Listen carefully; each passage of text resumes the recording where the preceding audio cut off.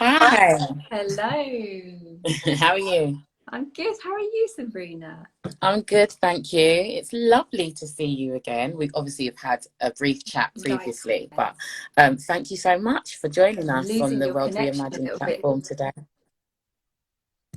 Can you hear me? Can you hear me now? I can, yes. Okay, maybe it's because I'm holding my phone and I need to just leave it alone. Right. Um, Thank you for joining us on the World Reimagined platform today. It's an absolute pleasure and honour to have you with us. I'm going to hand over to you to do, I mean, you need no introduction, clearly, but just so that we can introduce you to our audience and for anyone that doesn't know who you are, I don't know why they wouldn't, but just tell us a little bit about yourself and your work and what you do. Thank you. My name is Reid, and I am a human being trying to navigate this funny thing called life. Oh, sure. Yeah, I am, I'm mischievous, I'm playful, I'm sensitive, I'm empathetic, I'm married. Those are just a few of my human characters. I'm also an author of a book called The Good Ally, which came out last year, published by HarperCollins, and the paperback drops next week of that. It's all about it's a guided anti-racism journey from bystander to change maker, really. It does what it says on the tin. I'm also a TED speaker. I'm a professional speaker, so I speak with a lot of corporations and do advisory for brave organisations and brave leaders and brave educators who want to do better with tackling systemic racism, particularly in Britain and beyond it, and get me in to help with all of that stuff. And I'm a producer, so I have a podcast series. I host people like the wonderful David Harewood on stages, and love to have curious conversations that encourage us to be a lot more human and a lot more honest. So that is a short preview into me and some of what I get up to. Brilliant. I mean, we might need to move this conversation over to the podcast because I'm sure we could be here all day. We could, and honestly, I'm a WhatsApper. I love WhatsApp, and I think the longest voice note I've ever left a friend is 29 minutes. So they get their own bespoke podcast from me. But I have a friend who has topped that. Lisa, shout out to you. She left me a voice note of 59 minutes. So that's a whole podcast episode. She sounds like my kind of girl, actually. That sounds like something I definitely would or could do. Oh, yeah, Right. you put the worlds to rights on there. Absolutely. Actually, what I want to do is just introduce myself to the TWR platform as well as your own, because my name's Sabrina Reid, and I'm I'm senior learning program manager at World Reimagined. And so that means that I'm lead on and head up everything to do with our learning program and our learning team.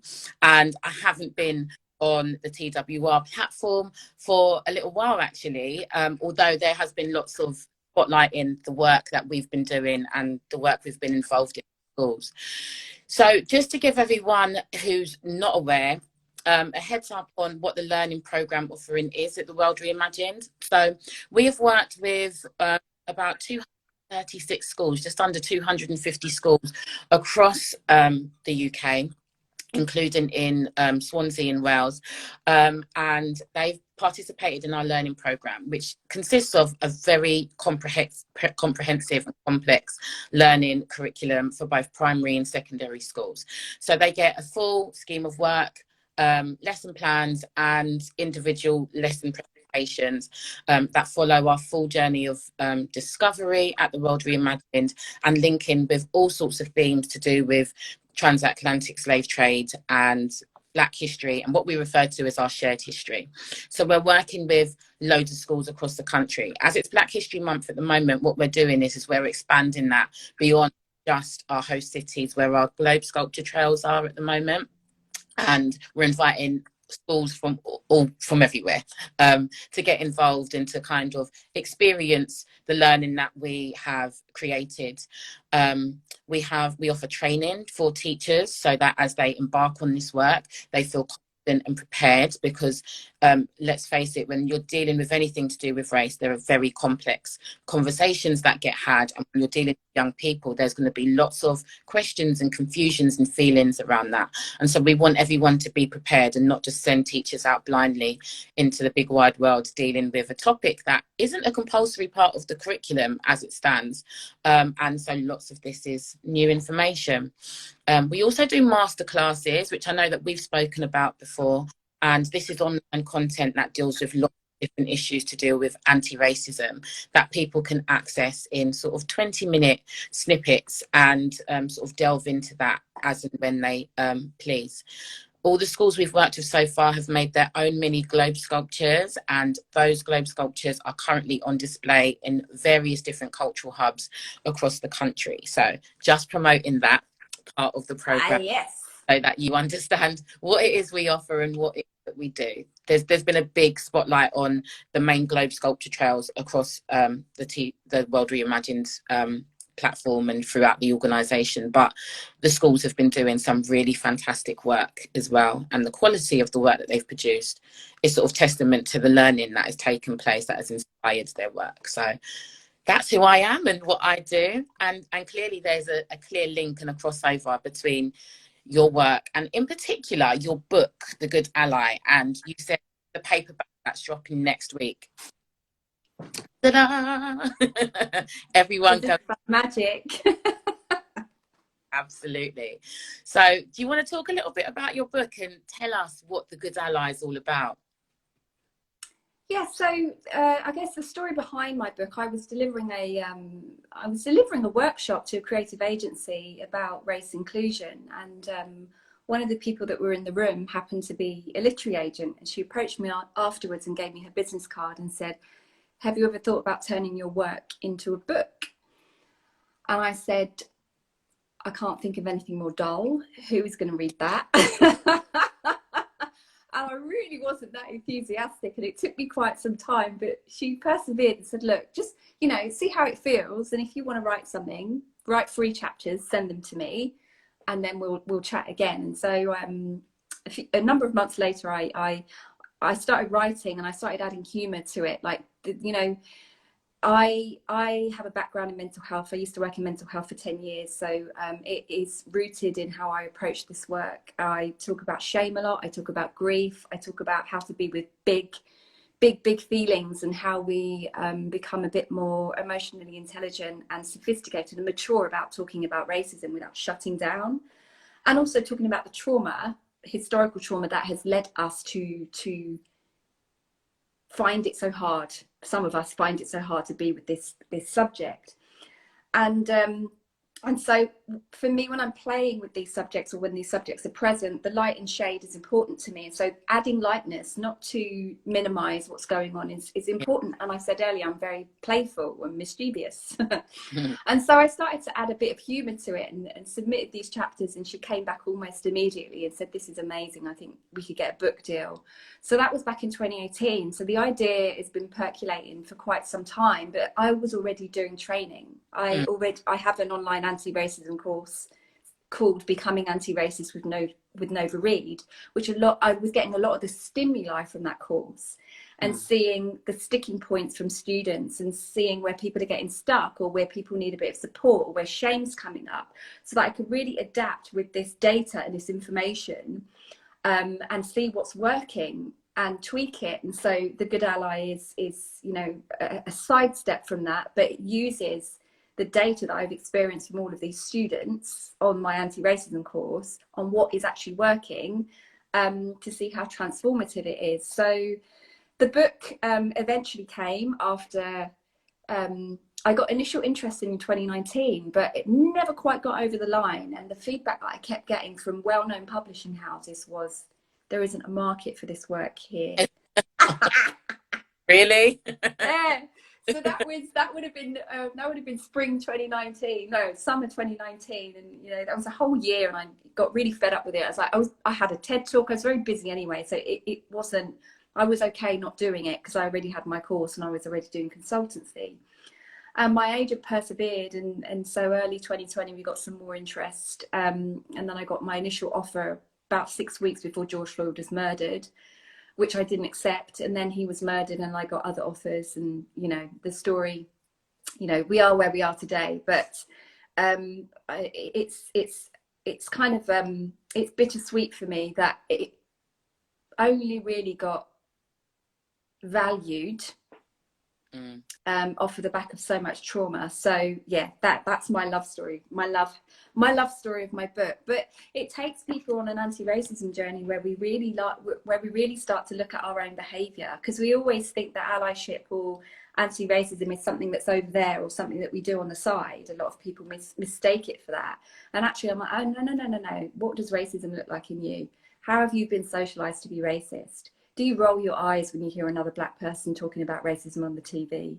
Do you struggle to empathize? And so there's that, which is a hugely important piece of work of us to become self-aware and understand who we are and our role in all of this and our power in all of this. And then there's the historical relevance, which is a hugely important for me. So much of our history has been erased on purpose. There was government legislation in Britain where the government literally asked for documentation or any evidence of the atrocities that they committed in some of the African countries to be destroyed. And so we have a culture of dishonesty here, and we struggle with accountability. So my book is about all of that: honesty, accountability, dealing with shame, dealing with this tough stuff, learning how to speak to children about race when they get curious and they're confused about it with confidence. Understanding our history so we know and can recognize how racism morphs from something that's overt into the more coded stuff that we see every day in the press or on TV, as well as also recognizing that the overt stuff is still a huge problem and it's a public health issue. So I mean, I've got the paperback here, so it looks a lot smaller than the hardback, but it's significant. There's over 400 pages, and you know, for those who are ready to do the work, it's been described over and over again as transformative and life-changing, and really helping people gain confidence in tackling race and racism, not just with themselves and their family, at school, with children, with young people, with partners, particularly those in interracial relationships. Yeah, so that's a preview. Yeah, I mean, it's amazing. I was at an education conference at the Museum of London Docklands yesterday, and they were speaking about how you can kind of tackle the Atlantic slave trade and the teaching of it in schools, and how that links in with the work that the museum's doing. And we had an opportunity to walk around the gallery to see the presentation of what they've got with regards to that, anything that links to the transatlantic slave trade. And they're doing a lot of work to change it, because it's been an exhibition or a gallery that's been there since 2007, and it does need reworking. There's discomfort in a lot of things linked to race and identity and the history, but what really stuck out to me in what you just said there was, you know, that lack of ownership from government, really, about their involvement in the atrocities. I mean, it is absolutely no coincidence that this history is not a compulsory part of the British curriculum. Do you know what I mean? It's designed that way. Yeah. And we had a discussion at this conference yesterday about the way that the Holocaust has been handled, and the way that it's taught, and obviously having that as a compulsory part of the British curriculum is fine, because they're distanced from it and they can say, well, you know, that took place in Germany and that was them. Yes.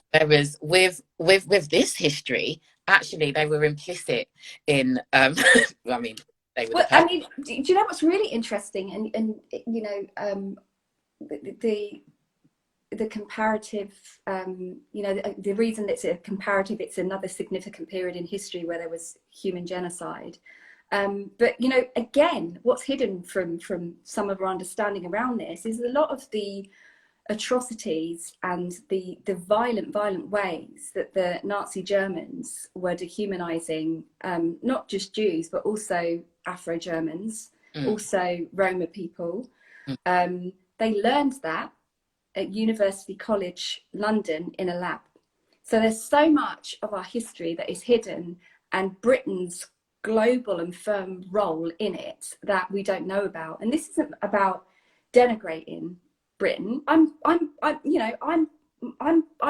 part British. I'm made up of it's part of my identity as well. So to denigrate Britain would be also to be denigrating myself. It doesn't make sense. But to have an understanding of where we came from so that we can solve the issues of the day and not continue to perpetuate harm. And a lot of this is because so much of history is intentionally erased and hidden. Absolutely.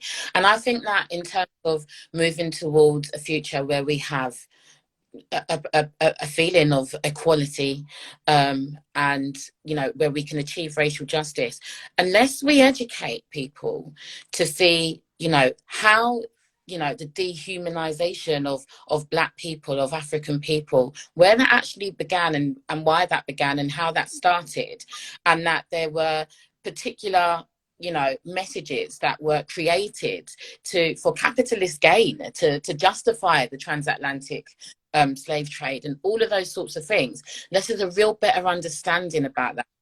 I don't know whether or not we can really achieve racial justice, because the stereotypes are so deeply, and the ideas and the messages that come from that are so deeply rooted within British society and within all of our lives that I don't think people even realise it. You know, people wouldn't necessarily label themselves as racist.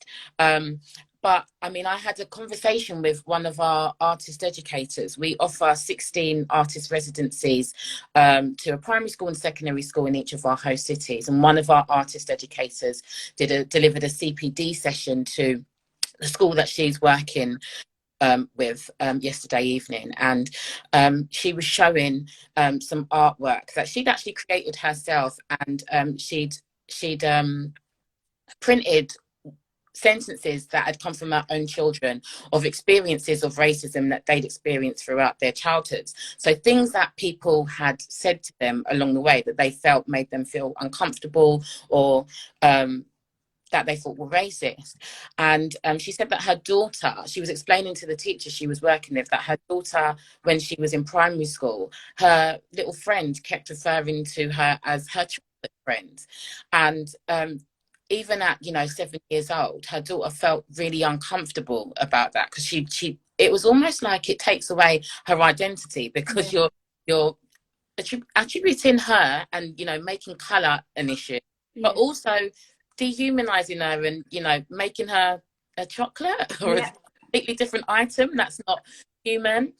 And some of the teachers sort of came back and said, well, actually, I think that's really just pure innocence, and, you know, chocolate's like sweet and beautiful, so that's actually quite a nice way to refer to her friend. And it was like, well, actually, if someone just started referring to you as their milk friend because or, you know, that wouldn't really, it'd be really weird, and they're stripping you of your identity and referring to milk. Like, it's not normal and it's not okay.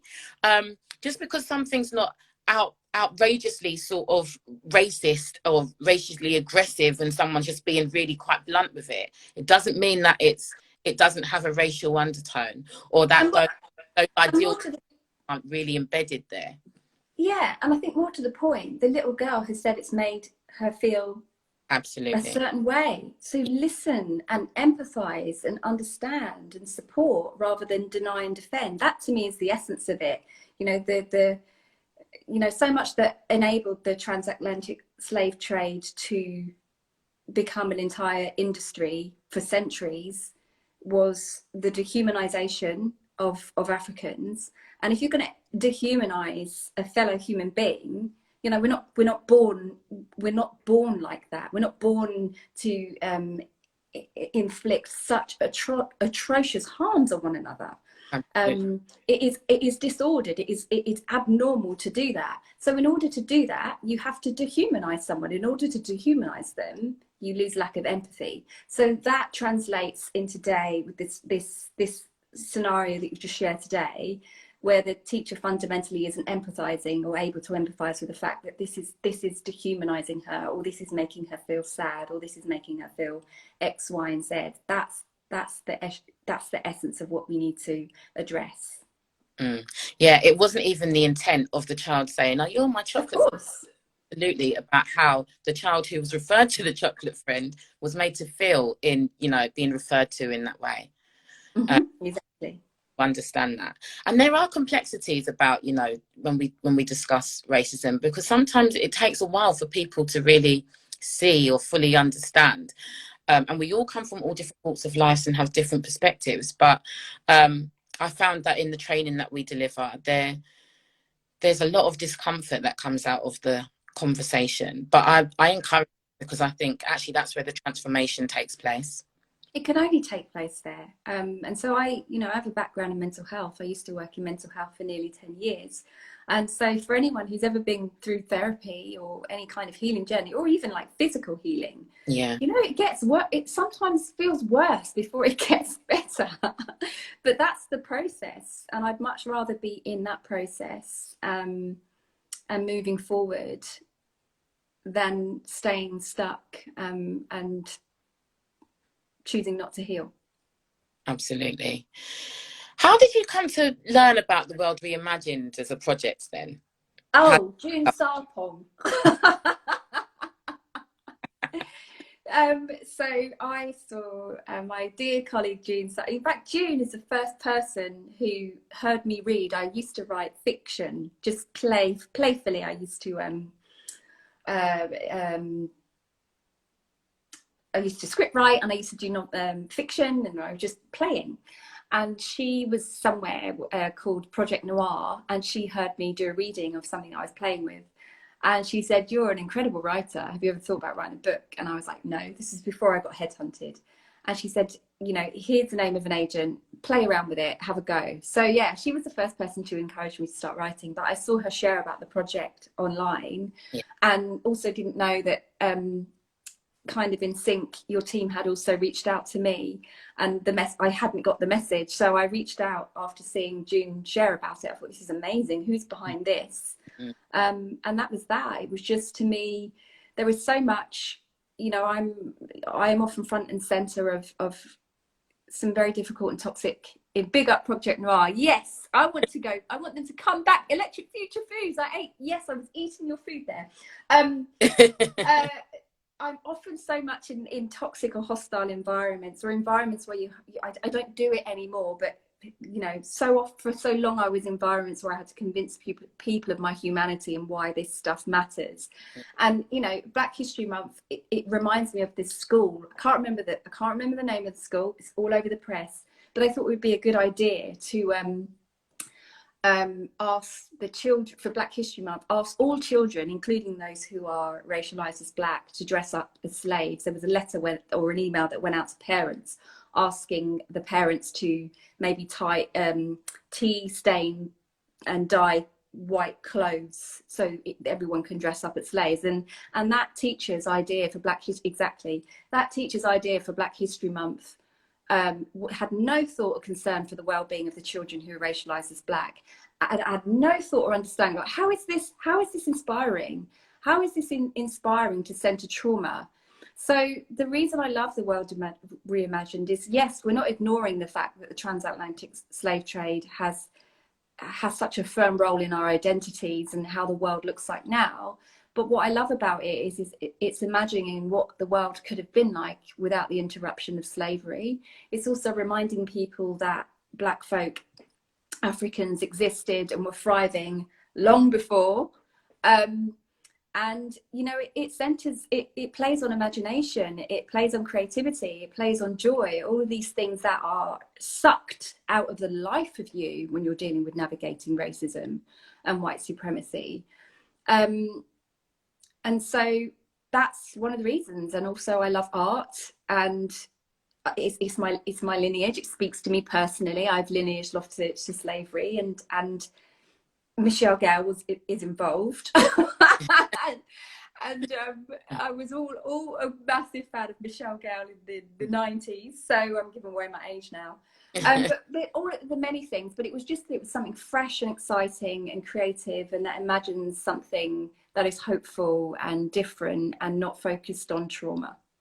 And you've seen some of our globes, haven't you? I've seen some. There's many more for me to discover.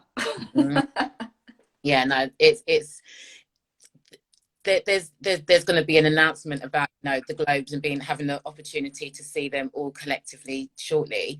I don't know what I'm allowed, what I'm not. Oh, that was amazing. There'll be an opportunity for people to really fully ingest it, yeah, and see them as a collective in a short space of time, and it's really powerful. At our launch, we had 40 of the London Globes all together at Westminster Abbey, and to see, you know, the individual ways that the artists have sort of captured elements of this history.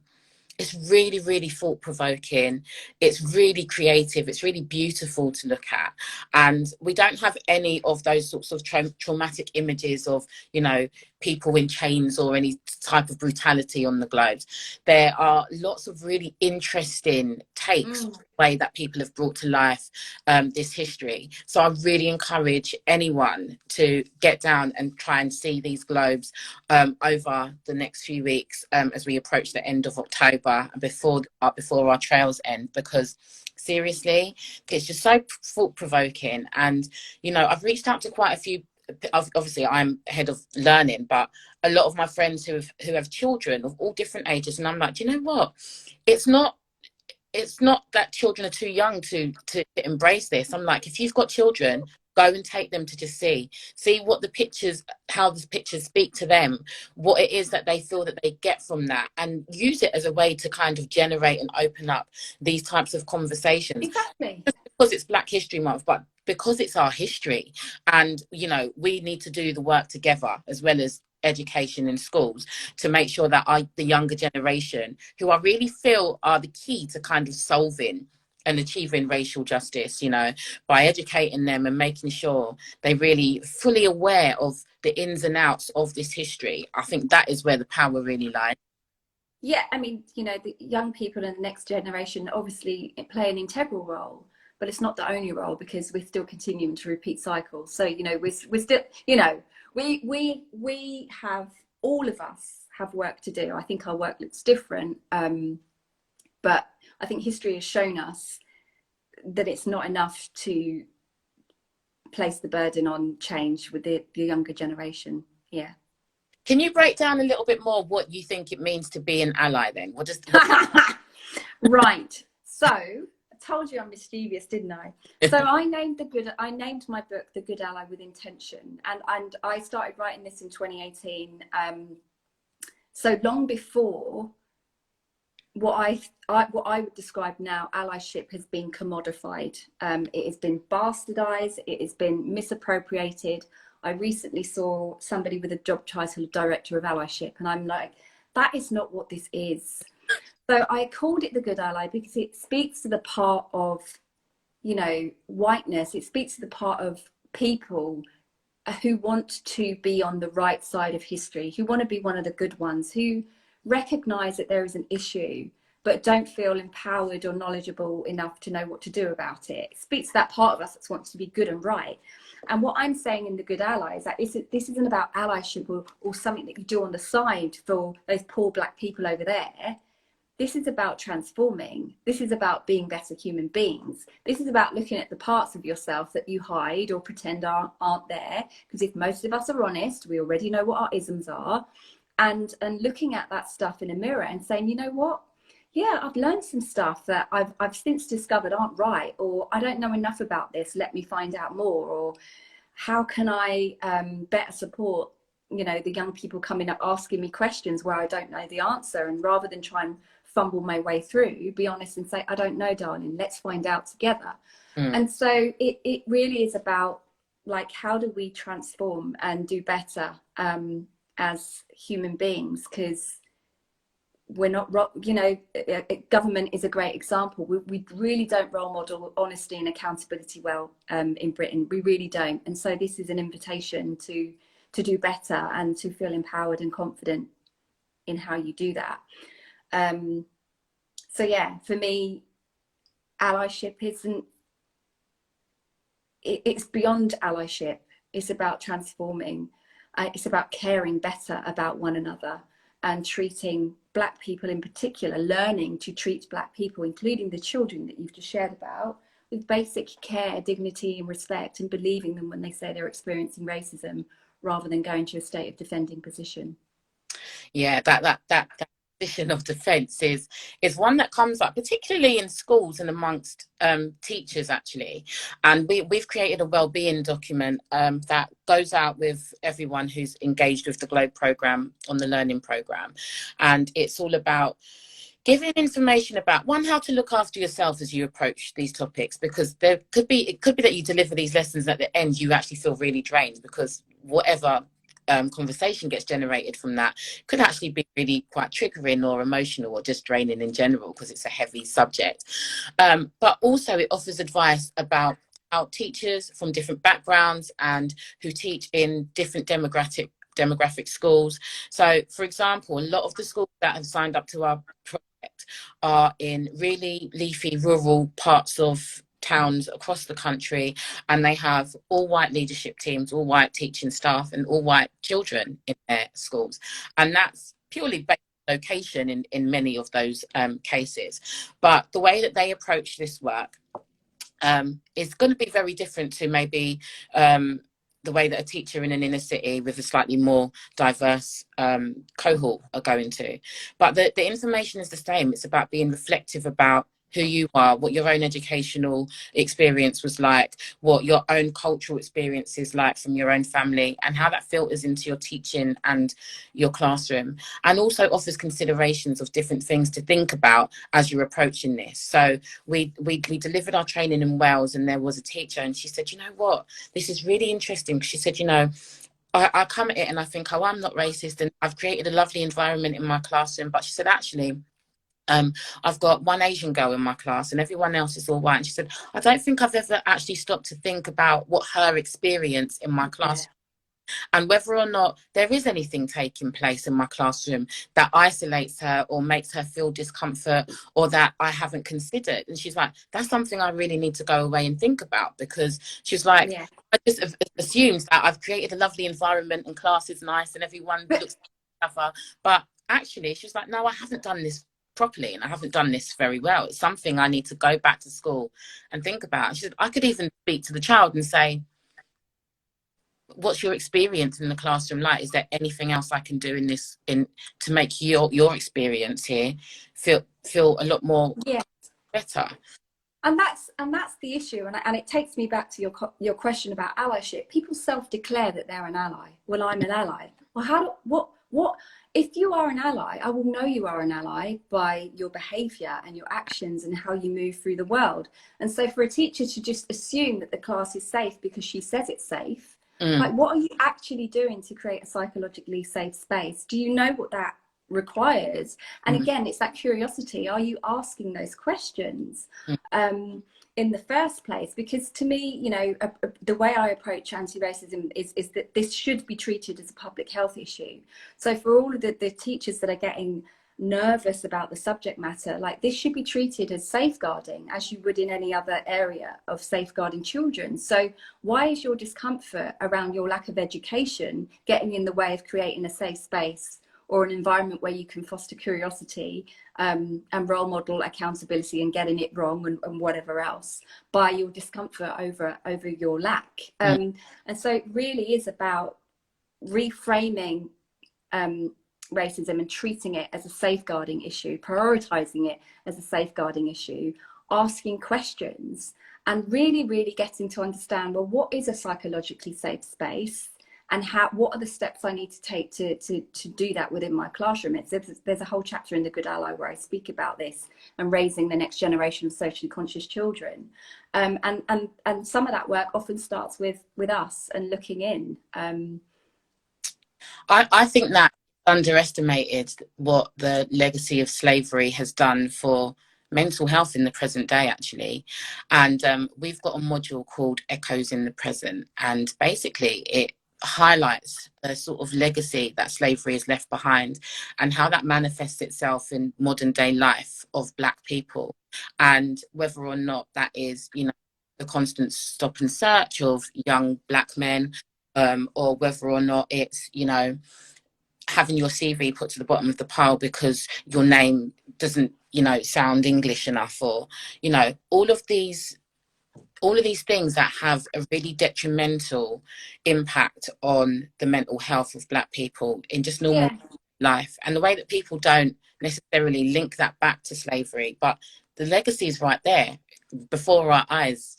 And I mean, it's there again. It's the people who choose not to look and have the societal advantage not to have to look. But there is so much data that shows it's for Black folk in particular, experiencing racism shows up in the body as trauma, and of course that's impacting children. There was a study, I think, reported at the end of 2019, in collaboration with the NSPCC, that showed the detrimental impact of children experiencing racism in the playground. There was some incidents of children as young as 3 wanting to lighten their skin. Like, children aren't born racist or born believing that they are inferior. They are socialized pretty damn quickly, and they learn non-verbal cues. They start picking up on non-verbal cues as young as 7 months old, and they start expressing racial bias in the playground at 3. So we have to get on top of this, because they learn a lot from what we're not saying and by what they are taking in, not just in the books that they read and, you know, what color of the skin the protagonists are and the stories that feature people who look like them and who don't, but who's around them, who's on TV and who isn't. And they're forming an opinion, they're forming an idea and an understanding, and they're trying to piece together without anyone sitting them down and helping them make sense of this confusing. Absolutely right. I think what we were about, we've been speaking for a long time. What I want to speak about actually is what the legacy of the learning program is. Like, we've spoken about, you know, the pressures of schools to kind of condense Black history into Black History Month. And what we're hoping with the learning program is that the curriculum that we've created can be fully embedded into schools' existing curriculum and shared with as many of their students as possible. The way that the program has run so far has meant that schools who have engaged have mostly chosen a particular class or a particular year, because there was the connection to creating the globe sculpture, and they wanted all of these children who have been involved in the learning to also participate in the production of their globe sculpture. And obviously you can't have the whole school working on sculpture at the same time.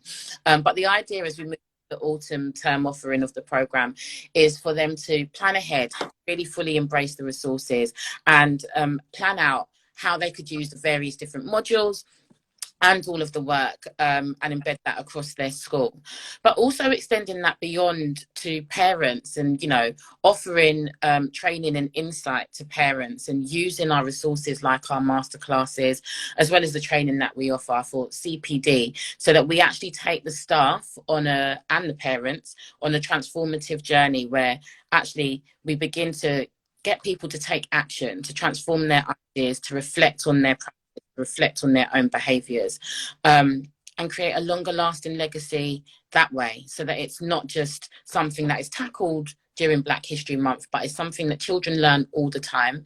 And I really feel that if we don't open it up and create a situation where this learning is accessible and it is openly taught, and there's honesty about the impact of Britain in this history, and what it's led to in the modern day, then, you know, we're just going to keep going around and around. Yeah, teachers hold such a key role here, and I have a lot of teachers and educational psychologists and therapists actually who engage with my anti-racism course, and, you know, are encouraging their peers to do it. And one teacher in particular said, in all the 12 years of her training, CPD as a teacher, her engaging in my course Becoming Anti-Racist has transformed how she teaches, because I'm asking people to just role model that, you know what, I don't know, let's find out together, but also to not just sit there and dictate to students, but to treat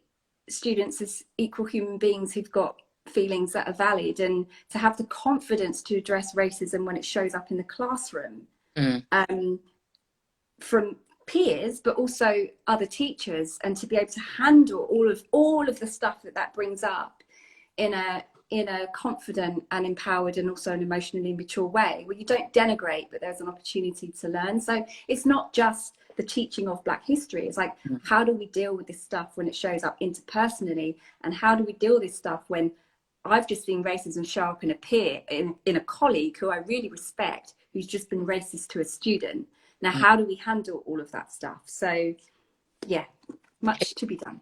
It's definitely about taking action. In the example I gave you earlier on with our artist educator doing the CPD and the chocolate comment, the teacher in that situation actually did step in and explained to the other child that it's not an acceptable way to refer to their friend.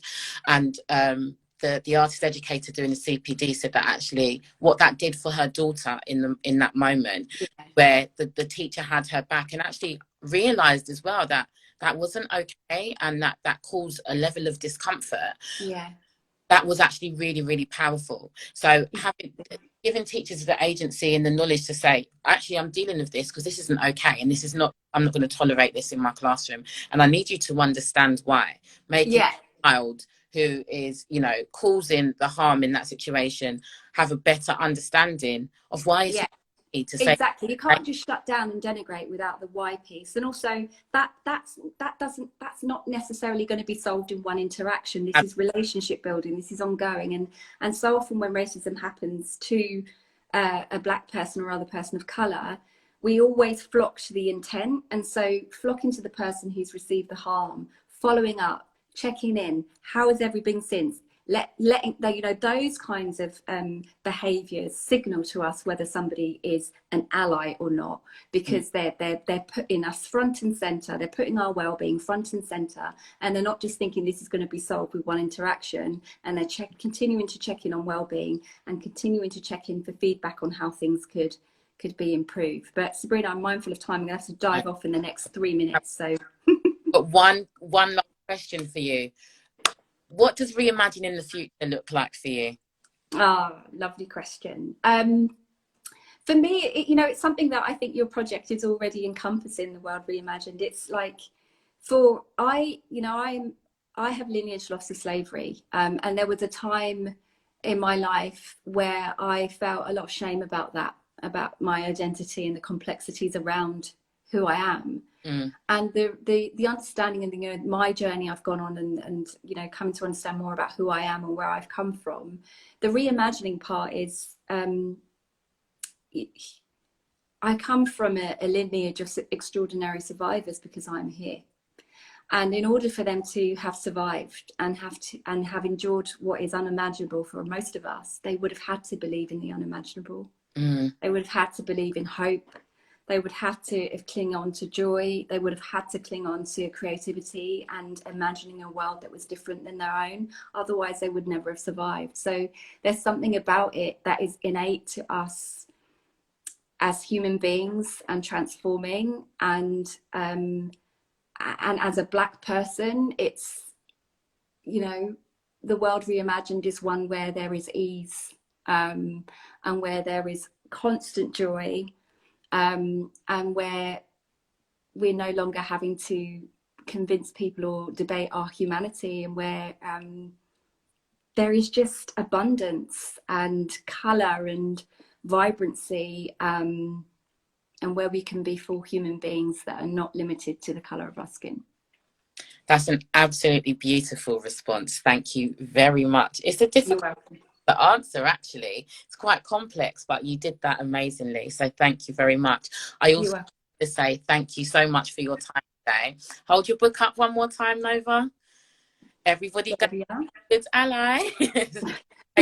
Out next week, and we look forward to kind of maintaining this relationship with you. There's a lot of crossover between the work that we all do, and I look forward to speaking to you again in the future. Happy to do a podcast. We could talk all day. We could talk all day. Absolutely. Look forward to seeing you and working with you continuously. Take care of you. Thanks, Sabrina.